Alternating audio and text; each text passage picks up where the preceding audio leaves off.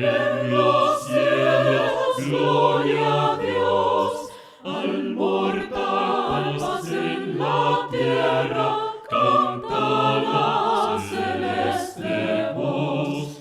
Con los cielos alabemos, al eterno Rey cantemos, a Jesús que es nuestro bien, con el coro de Belén.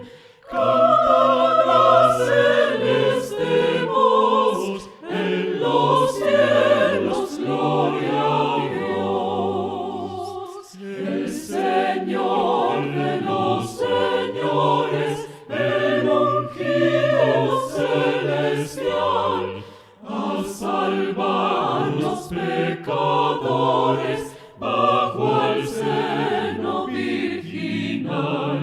Gloria al Verbo encarnado, en humanidad velado. Gloria al Santo de Israel, cuyo nombre Emmanuel.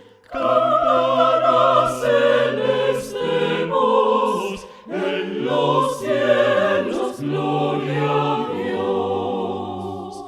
Príncipe de paz eterna, gloria a ti Jesús. Entregando el alma tierna, tú nos traes vida y luz.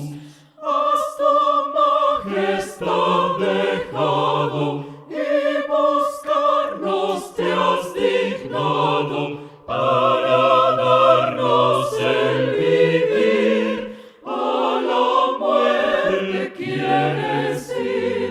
Canta la celeste voz, en los cielos, gloria a Dios.